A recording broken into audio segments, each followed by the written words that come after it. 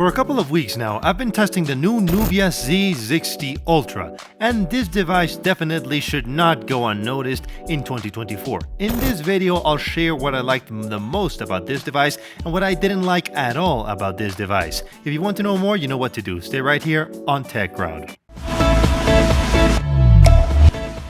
Well guys, let's get started. The Nubia Z60 Ultra is a device that has surprised me a lot, especially considering its price range and the competition it faces. We'll be discussing this throughout the video. I've been using this device for several weeks now, and as I mentioned at the beginning, I'll tell you what I like the most. There are several points that pleasantly surprised me, and also what I didn't like at all about this device.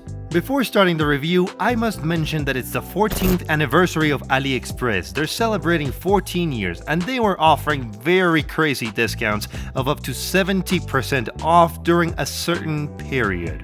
Specifically, these discounts on many of their products started on March 18, 2024 and ended on March 27, 2024.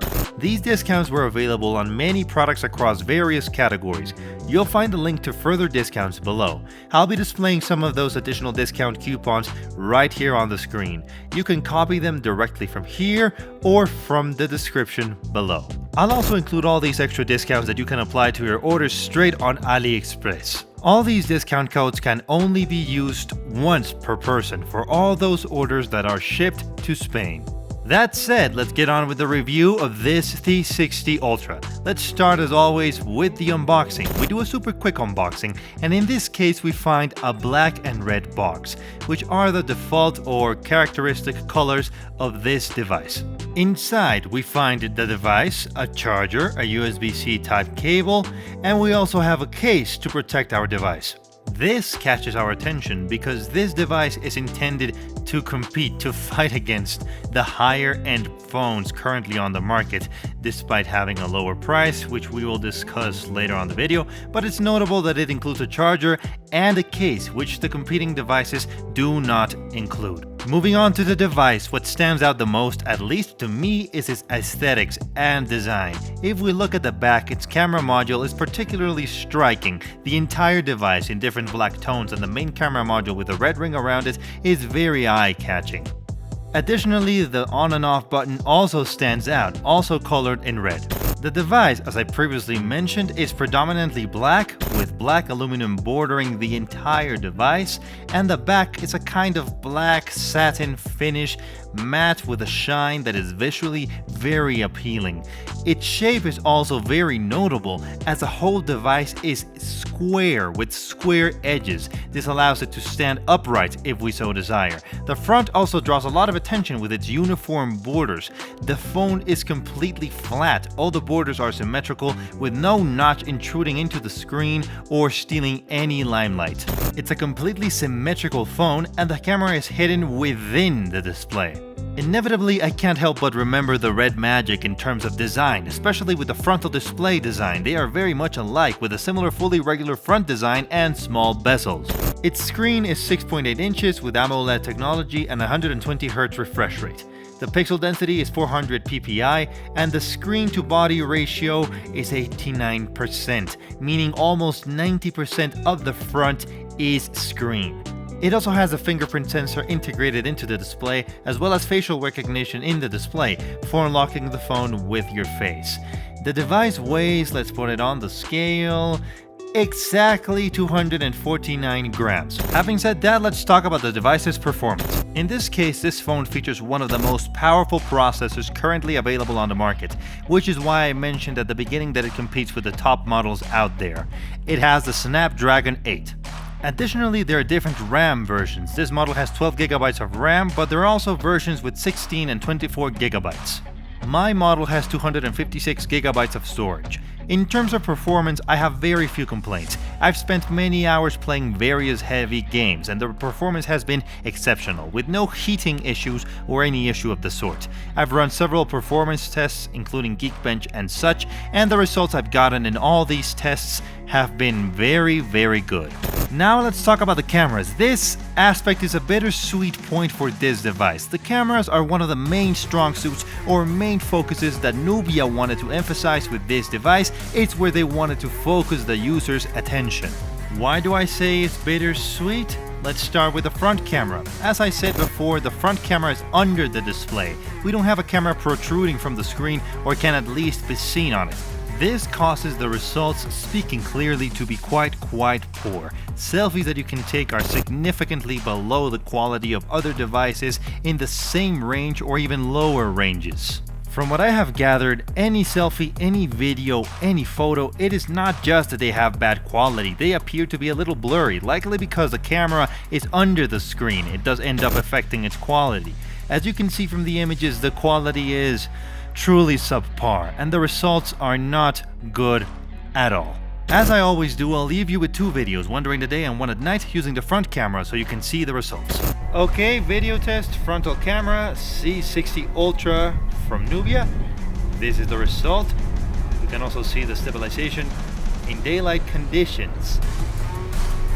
Alright, and now here's the nighttime video test. Okay, nighttime video test, Nubia Z60 Ultra.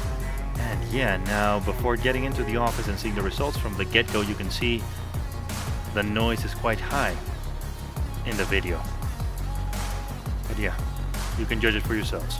However, if we turn the device around and focus on its main rear camera modules, the results are completely different. The device features a triple camera setup, two 50 megapixel cameras and one 64 megapixel camera. The two 50 megapixel cameras include a 35mm main camera and an 18mm camera, also known as a wide-angle camera. The 64 megapixel camera is a telephoto lens located right here on the right side of the phone. From all the tests I've procured from these cameras, I have loved the results. The results from these cameras have been excellent, both during the day and at night. Of course, there's more noise at night, bit of a worse result, but daytime photos are fantastic. Besides, the telephoto lens performs very well with powerful zoom capabilities. And while I continue talking, I'll be showing you various photos and videos taken at different zoom levels so that you can appreciate it for yourselves. Right now, I'll be showing you a video where I'll be passing from the 18mm wide-angle lens, increasing the zoom level, and using this other lenses so that you can see the point to where the zoom can reach. Besides, another feature that I really like from this camera is how well it can record video. The device can support 4K recording at 120 frames per second, which is quite rare for devices in this range, where 60 frames per second is more common, which is rather nice. The device also has IP68 certification, meaning it's water and dust resistant. We can shower with it, we can fill it with dust, we can then clean it and water it down, and nothing will happen to it. Additionally, it supports fast charging at 80 watts, and the battery capacity is 6,000 milliamps. From my testing during this whole week, the battery life is excellent. I have been using it and it will be lasting a full day without any issues, and even into the second day without any hiccups whatsoever. However, it may run out of battery halfway through the second day, but I believe that the performance, despite the display it has and the resources it comes with, the battery performs very well. Finally, let's talk about the price. This device is priced around 700 euros, depending on the version that you choose. It might be a bit more or a bit less, but it's in that range. For 700 euros, this device is particularly interesting because, as I said in the beginning, it competes, and it really does compete because of its incredible performance with the most powerful devices on the market, such as the S24 Ultra or the latest iPhone. Some negative aspects. Inevitably, the frontal camera. There is no other way to put it. The results, as I said before, are quite poor. However, if you're a user who doesn't care much about the frontal camera and mainly uses the rear camera, this is a great option for you to consider. However, if you frequently use the frontal camera, you might want to consider other options. But again, it depends on the user. Some users never take selfies, so this could be a great alternative. Like I said, I find this device to be really interesting, so if you want a comparison between the S24 Ultra, for example, and the Nubia Z60 Ultra, let me know in the comments. Also, like I said in the beginning, remember the AliExpress promotion for their 14th anniversary, as they have a lot of discounts all across their site and all across their categories. And as you can see on screen, you'll have a lot of discounts with these different coupons, and depending on the price range you're looking at, you will have a bigger or smaller discount. That's all all for now, guys. I'll be reading your comments down below. I would love to hear what you think of this device. Do you think that it's a viable option to consider? Let us know in the comments below and I'll be responding to all of you. That's all for today, guys. Thank you so much and until next time. See ya.